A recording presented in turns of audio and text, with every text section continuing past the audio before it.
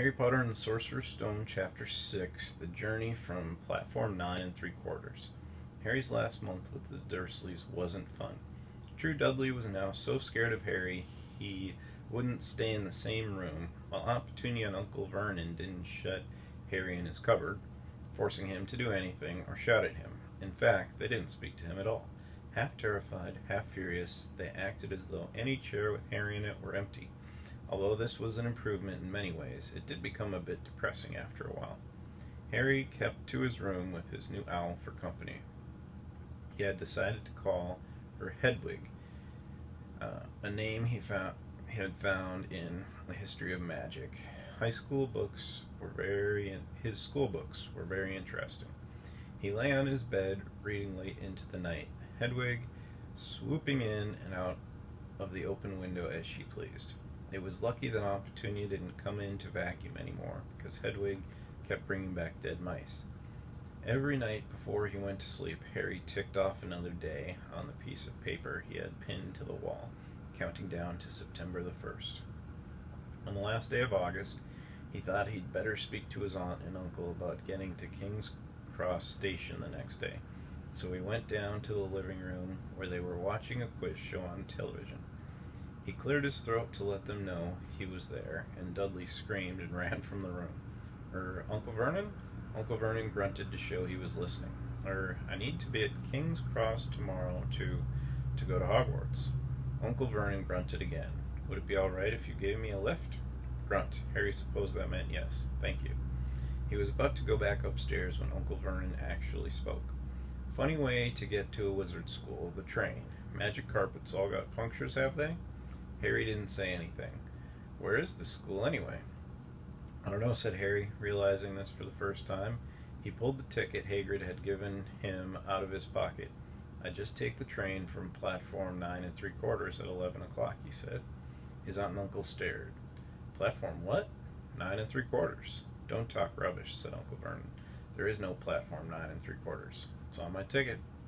Barking, said Uncle Vernon, howling mad, a lot of them. You'll see, just you wait. All right, we'll take you to King's Cross. We're going up to London tomorrow anyway, or I wouldn't bother. Why are you going to London? Harry asked, trying to keep things friendly.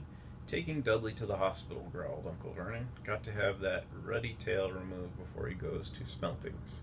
Harry woke at 5 o'clock the next morning and was too excited and nervous to go back to sleep. He got up and pulled on his jeans because he didn't want to walk into the station in his wizard robes. He'd change on the train. He checked his Hogwarts list yet again to make sure he had everything he needed. Saw that Hedwig was shut safe in her cage, and then paced the room, waiting for the Dursleys to get up. 2 hours later, Harry's huge, heavy trunk had been loaded into the Dursleys' car. Aunt Petunia had talked Dudley into sitting next to Harry, and they had set off. They reached King's Cross at 10:30. Uncle Vernon dumped Harry's trunk onto a cart and wheeled it into the station for him. Harry thought this was strangely kind until Uncle Vernon stopped dead, facing the platforms with a nasty grin on his face. Well, there you are, boy. Platform 9, Platform 10. Your platform should be somewhere in the middle, but they don't seem to have built it yet, do they? He was quite right, of course. There was a big plastic number 9 over one platform and a big plastic number 10 over the one next to it, and in the middle, nothing at all. Have a good term, said Uncle Vernon with an even nastier smile. He left without another word. Harry turned and saw the Dursleys drive away. All three of them were laughing. Harry's mouth went rather dry. What on earth was he going to do? He was starting to attract a lot of funny looks because of Hedwig. He'd have to ask someone. He stopped a passing guard, but didn't dare mention platform 9 and 3/4. The guard had never heard of Hogwarts, and when Harry couldn't even tell him what part of the country it was in, he started to get annoyed, as though Harry was being stupid on purpose. Getting desperate, Harry asked for the train that left at 11 o'clock, but the guard said there wasn't one. In the end, the guard strode away, muttering about time wasters. Harry was now trying hard not to panic. According to the large clock over the arrivals board, he had 10 minutes left to get on the train to Hogwarts, and he had no idea how to do it.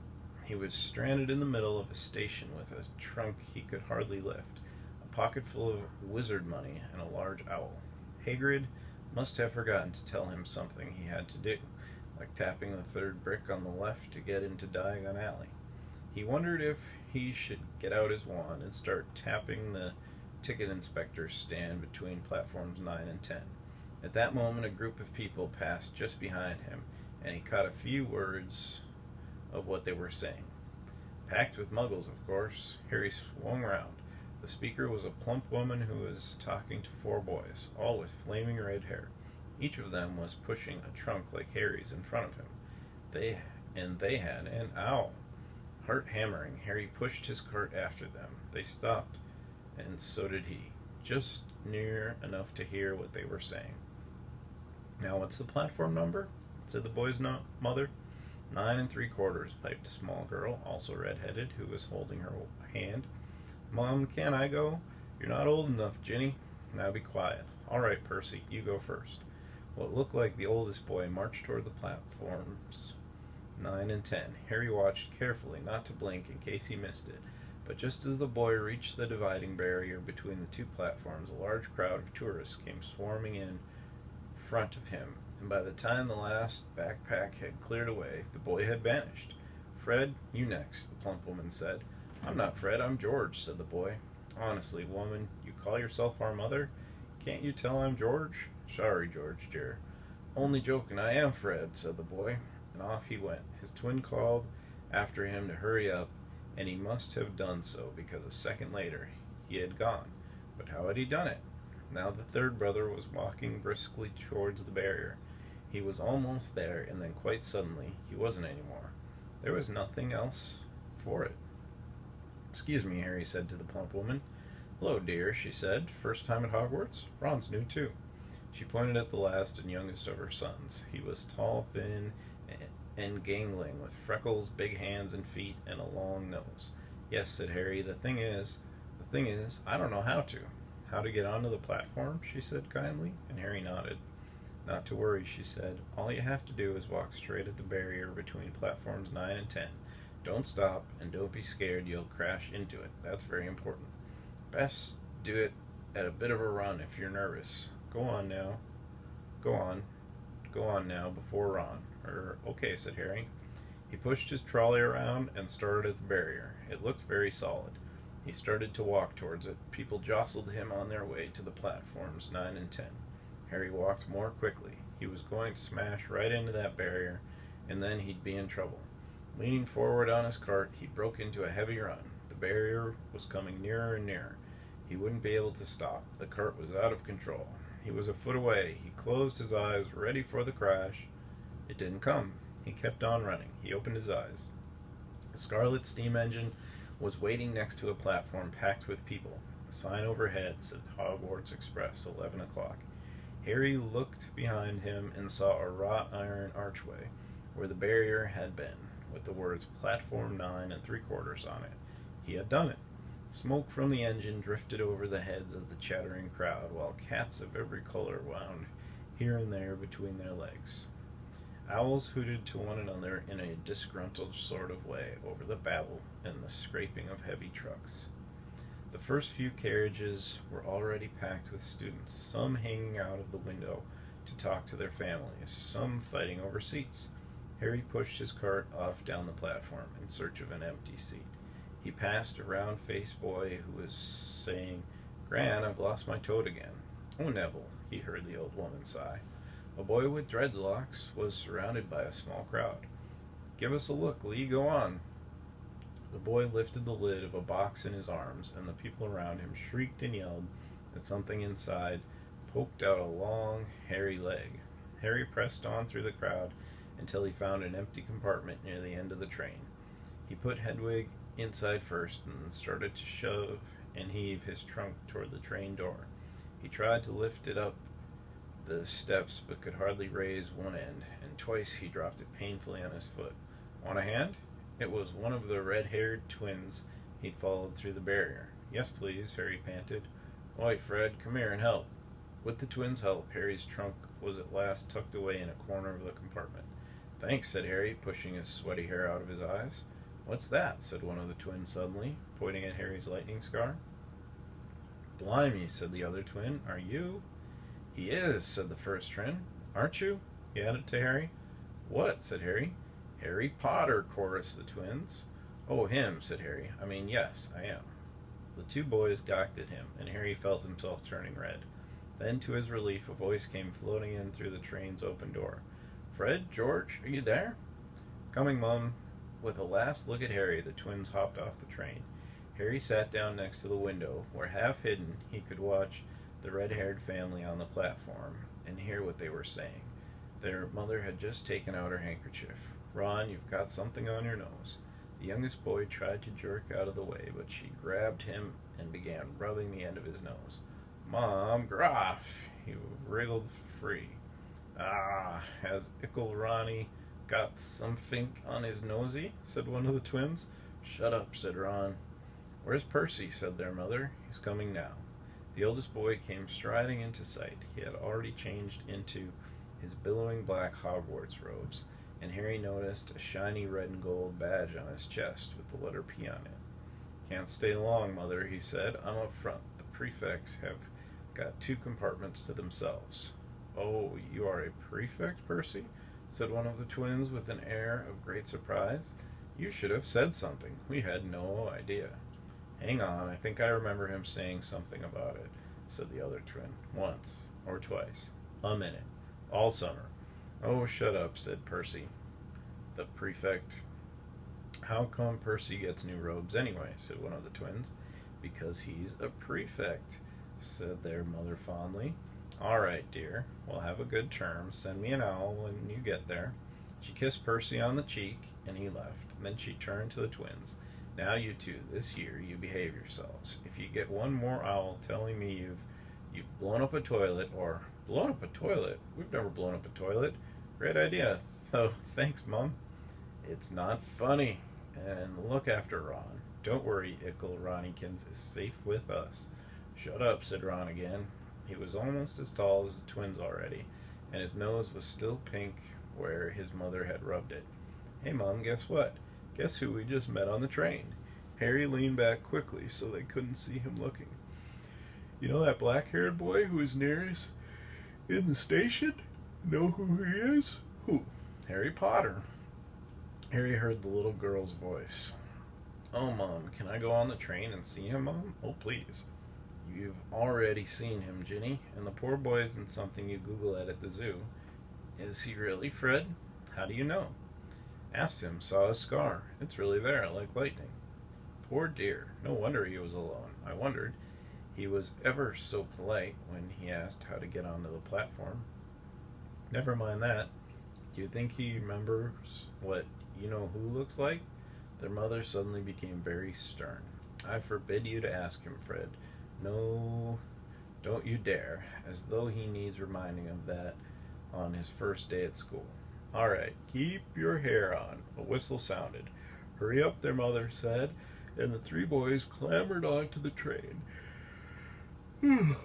They leaned out of the window for her to kiss them goodbye, and their younger sister began to cry. Don't, Ginny. We'll send you loads of owls. We'll send you a Hogwarts toilet seat. George. Only joking, Mum. The train began to move. Harry saw the boy's mother waving and their sister half crying. Half laughing, half crying, running to keep up with the train until it gathered too much speed. Then she fell back and waved. Harry watched the girl and her mother disappear as the train rounded the corner. Houses flashed past the window. Harry felt a great leap of excitement. He didn't know what he was going to, but it had to be better than what he was leaving behind. The door of the compartment slid open and the youngest red-headed boy came in. Anyone sitting there? He asked, pointing at the seat opposite Harry. Everywhere else is full. Harry shook his head and the boy sat down. He glanced at Harry and then looked quickly out the window, pretending he hadn't looked. Harry saw he still had a black mark on his nose. Hey, Ron, the twins were back. Listen, we're going down the middle of the train. Lee Jordan's got a giant tarantula down there. Right, mumbled Ron. Harry, said the other twin. Did we introduce ourselves? Fred and George Weasley, and this is Ron, our brother. See you later then. Bye, said Harry and Ron. The twins slid the compartment door shut behind them. Are you really Harry Potter? Ron blurted out. Harry nodded. Oh well, I thought it might be one of Fred and George's jokes, said Ron. And have you really got, Harry, he pointed at Harry's forehead. Harry pulled back his bangs to show the lightning scar. Ron stared. So that's where you-know-who? Yes, said Harry, but I can't remember it. Nothing? Said Ron eagerly. Well, I remember a lot of green light, but nothing else. Wow, said Ron.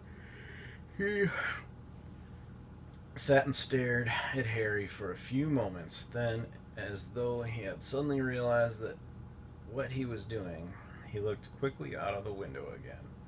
Are all your family wizards? Asked Harry, who found Ron just as interesting as Ron found him. Yes, I think so, said Ron. I think Mom's got a second cousin who's an accountant, but we never talk about him. So you must know loads of magic already. The Weasleys were clearly one of those old wizarding families the pale boy in Diagon Alley had talked about. I heard you went to live with muggles, said Ron. What are they like? Horrible. Well, not all of them. My aunt and uncle and cousin are, though. Wish I'd had 3 wizard brothers. 5, said Ron. For some reason he was looking gloomy. I'm the 6th in our family to go to Hogwarts. You could say I've got a lot to live up to. Bill and Charlie have already left. Bill was head boy and Charlie was captain of Quidditch. Now Percy's a prefect. Fred and George mess around a lot, but they still get really good marks and everyone thinks they're really funny. Everyone expects me to do as well as the others, but if I do, it's no big deal because they did it first. You never get anything new, either with 5 brothers. I've got Bill's old robes, Charlie's old wand, and Percy's old rat. Ron reached inside his jacket and pulled out a fat gray rat, which was asleep. His name is Scabbers, and he's useless. He hardly ever wakes up. Percy got an owl from my dad for being made a prefect, but they couldn't, I got Scabbers instead. Ron's ears went pink. He seemed to think he'd said too much, because he went back to staring out the window. Harry didn't think there was anything wrong with that, not being able to afford an owl. After all, he'd never had any money in his life until a month ago, and he told Ron so, all about having to wear Dudley's old clothes and never getting proper birthday presents. This seemed to cheer Ron up. And until Hagrid told me, I didn't know anything about being a wizard or about my parents or Voldemort. Ron gasped. What? Said Harry. You said you know whose name, said Ron, sounding both shocked and impressed. I'd have thought you, of all people. I'm not trying to be brave or anything saying the name, said Harry. I just never knew you shouldn't. See what I mean? I've got loads to learn. I bet, he added, voicing for the first time something that had been worrying him a lot lately. I bet I'm the worst in the class. You won't be. There's loads of people who come from Muggle families, and they learn quick enough. While they had been talking, the train had carried them out of London. Now they were speeding past fields full of cows and sheep. They were quiet for a time, watching the fields and lanes flick past. Around 12:30, there was a great clattering outside in the corridor, and a smiling, dimpled woman slid back the door and said, Anything off the cart, dears? Harry, who hadn't had any breakfast, leapt to his feet, but Ron's ears went pink again, and he muttered that he'd brought sandwiches. Harry went out into the corridor. He had never had any money for candy with the Dursleys, and now they had pockets rattling with gold and silver. He was ready to buy as many Mars bars as he could carry. But the woman didn't have Mars bars. What she did have were the Bertie Bott's every flavor beans, Drubal's best blowing gum, chocolate frogs, pumpkin pasties, cauldron cakes, licorice wands, and a number of other strange things Harry had never seen in his life. Not wanting to miss anything, he got some of everything and paid the woman 11 silver sickles and 7 bronze newts. Ron stared as Harry brought it all back into the compartment and tipped it on to an empty seat. Hungry, are you? Starving, said Harry. taking a large bite of a pumpkin pasty. Ron had taken out a lumpy package and unwrapped it. There were 4 sandwiches inside. He pulled one of them apart and said, "You always forget. I don't like corned beef." "Swap you for one of these," said Harry, holding up a pasty. "Go on." "You don't want this. It's all dry," said Ron. "She hasn't got much time," he added quickly. "With 5 of us." "Go on, have a pasty," said Harry, who had never had anything to share before, or indeed anyone to share it with. It was a nice feeling sitting there with Ron, eating their way through all Harry's pasties, cakes, and candies. The sandwiches lay forgotten. "What are these?" Harry asked Ron, holding up a pack of chocolate frogs. "They're not really frogs, are they?" He was starting to feel that nothing would surprise him. "No," said Ron, "but see what the card is. I'm missing a grippa." "What?" "Oh, of course, you wouldn't know. Chocolate frogs have cards inside them, to collect. Famous witches and wizards. I've got about 500, but I haven't got Agrippa or Ptolemy." Harry unwrapped his chocolate frog and picked up the card. It showed a man's face. He wore half-moon glasses, had a long, crooked nose, and flowing silver hair, beard and mustache. Underneath the picture was the name Albus Dumbledore. "So this is Dumbledore," said Harry. "Don't tell me you'd never heard of Dumbledore," said Ron. "Can I have a frog? I might get Agrippa." "Thanks." Harry turned over his card and read, "Albus Dumbledore, currently headmaster of Hogwarts. Considered by many the greatest wizard of modern times, Dumbledore is particularly famous for his defeat of the dark wizard Grindelwald in 1945, for the discovery of the 12 uses of dragon's blood, and his work on alchemy with his partner, Nicholas Flamel. Professor Dumbledore enjoys chamber music and 10-pin bowling." Harry turned the card back over and saw to his astonishment that Dumbledore's face had disappeared. "He's gone." "Well, you can't expect him to hang around all day," said Ron. "He'll be back." "No, I've got Morgana again, and I've got about 6 of her. Do you want it? You can start collecting." Ron's eyes strayed to the pile of chocolate frogs waiting to be unwrapped. "Help yourself," said Harry. "But in, the Muggle world, people just stay put in photos." "Do they?" "What? They don't move at all?" Ron sounded amazed. "Weird." Harry stared at Dumbledore, sidled back into the picture on his card, and gave him a small smile. Ron was more interested in eating the frogs than looking at the famous witches and wizard cards, but Harry couldn't keep his eyes off of them. Soon he had not only Dumbledore and Morgana, but Hengist of Woodcroft, Alberic Grunion, Sir Paracelsus, and Merlin. He finally tore his eyes away from the Druidess Cleodna, who was scratching her nose, to open a bag of Bertie Bott's every flavored beans. "You want to be careful with those," Ron warned Harry.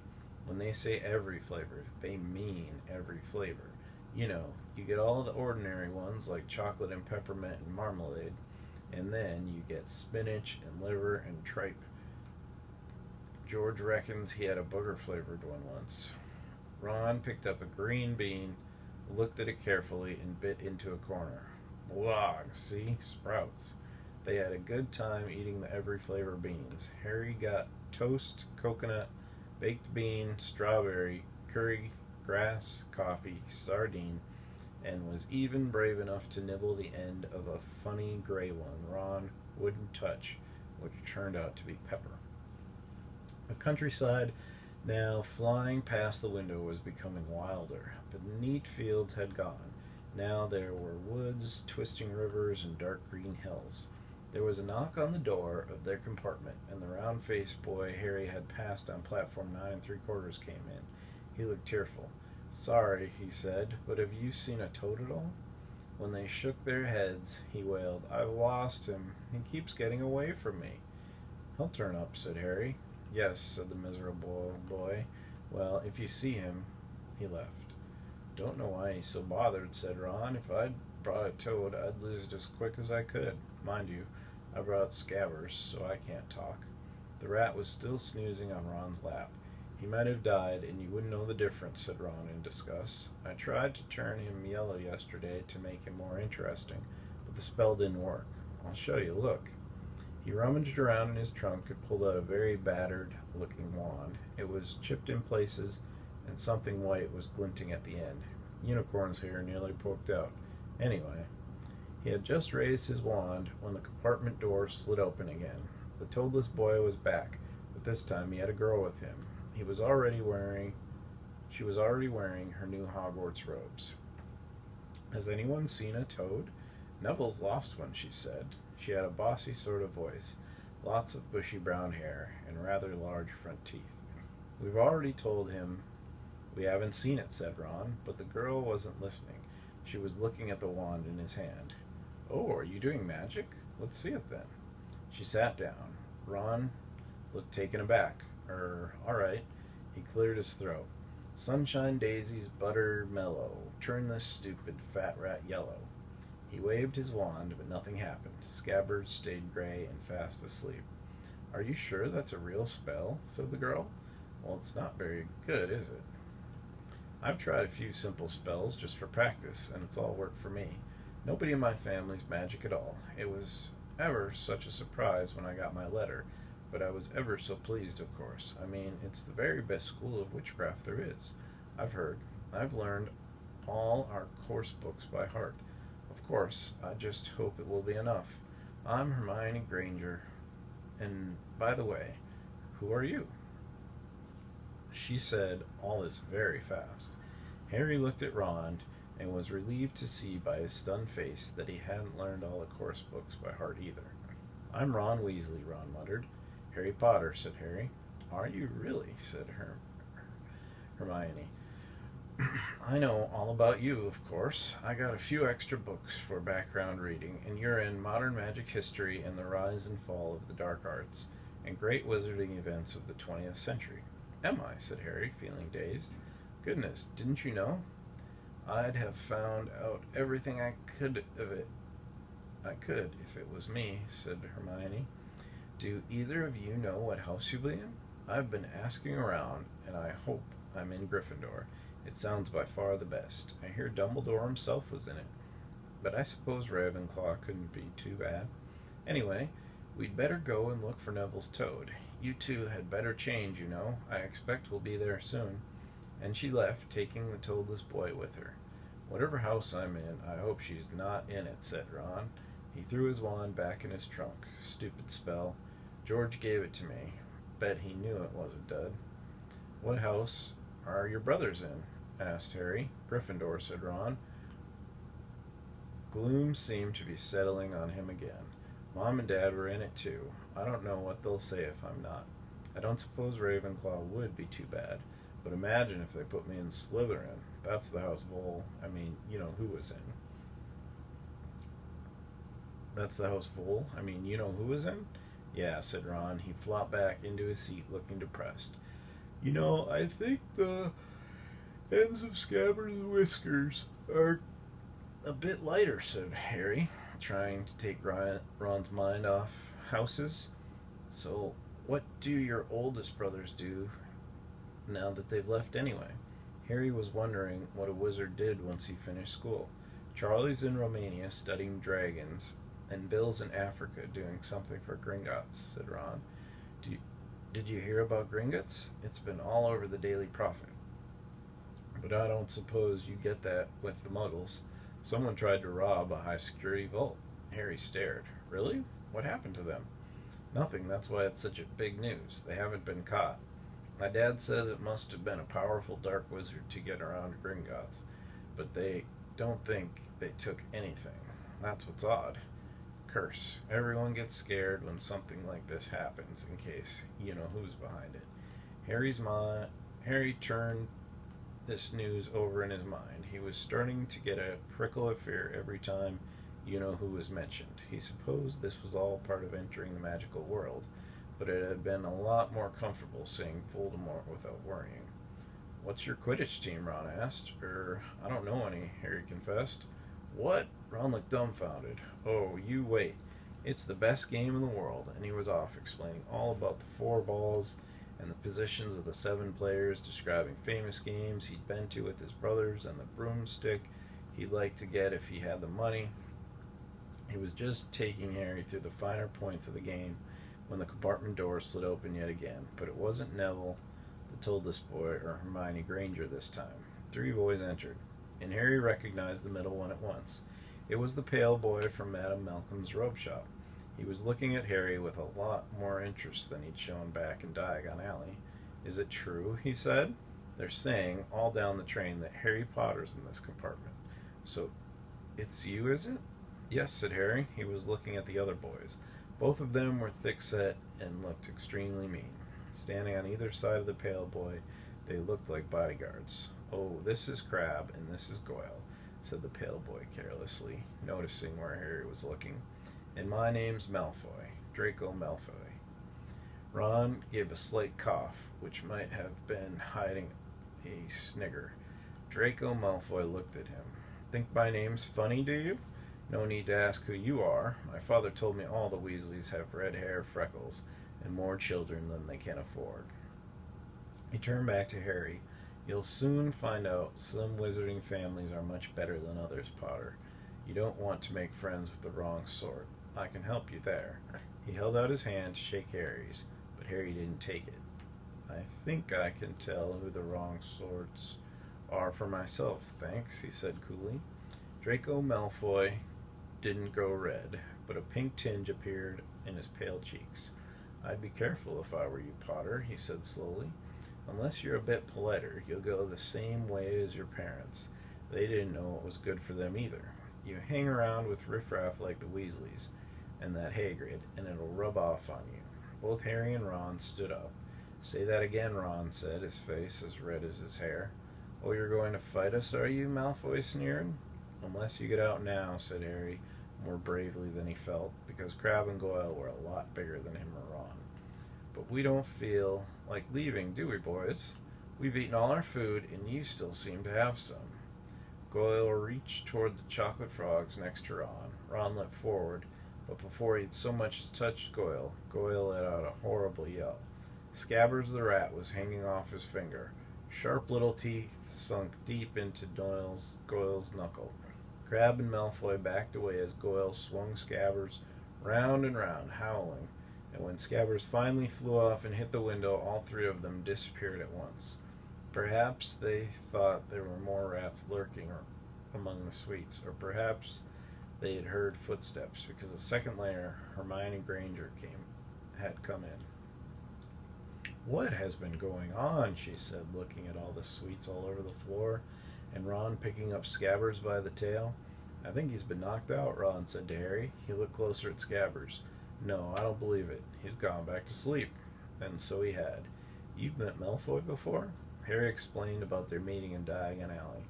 "I've heard of his family," said Ron darkly. "They were some of the first to come back to our side after you-know-who disappeared.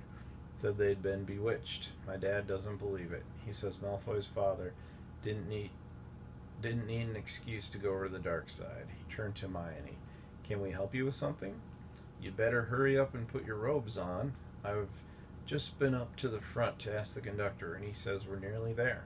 "You haven't been fighting, have you?" "You'll be in trouble before we even get there. Scabbers has been fighting, not us," said Ron, scowling at her. "Would you mind leaving while we change?" "All right, I only came in here because people outside are behaving very childishly, racing up and down the corridors," said Hermione in a sniffy voice. "And you've got dirt on your nose, by the way. Did you know?" Ron glared at her as she left. Harry peered out the window. It was getting dark. He could see mountains and forests under a deep purple sky. The train did seem to be slowing down.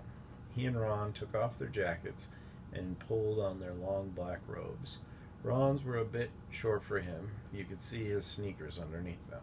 A voice echoed through the train. "We'll be reaching Hogwarts in 5 minutes' time. Please leave your luggage on the train. It will be taken to the school separately."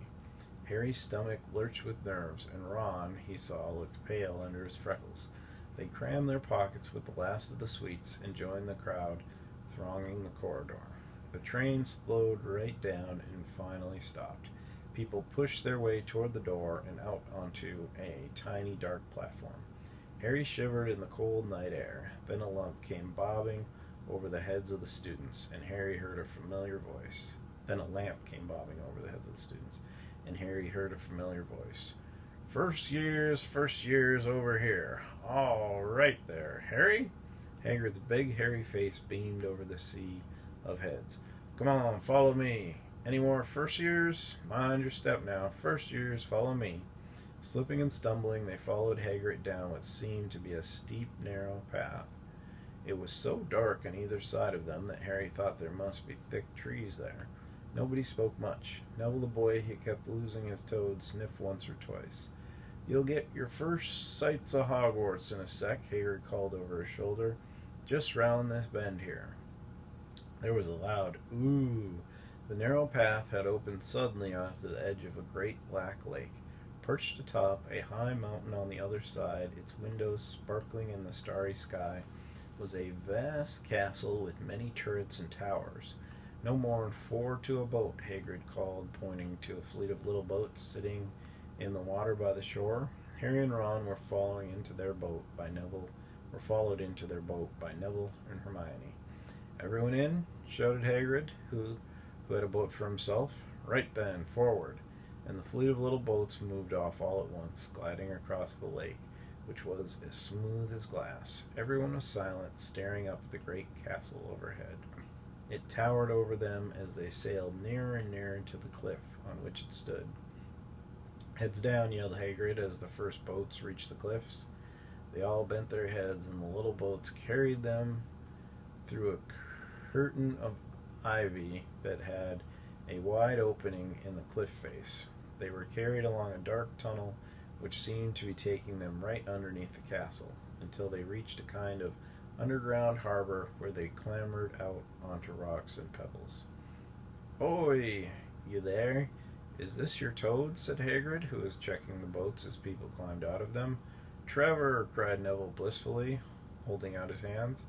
Then they clambered up a passageway in the rock after Hagrid's lamp, coming out at last onto a smooth, damp grass right in the shadow of the castle. They walked up a flight of stone steps and crowded around the huge oak front doors. Everyone here? You there? Still got your toad? Hagrid raised a gigantic fist and knocked 3 times on the castle door.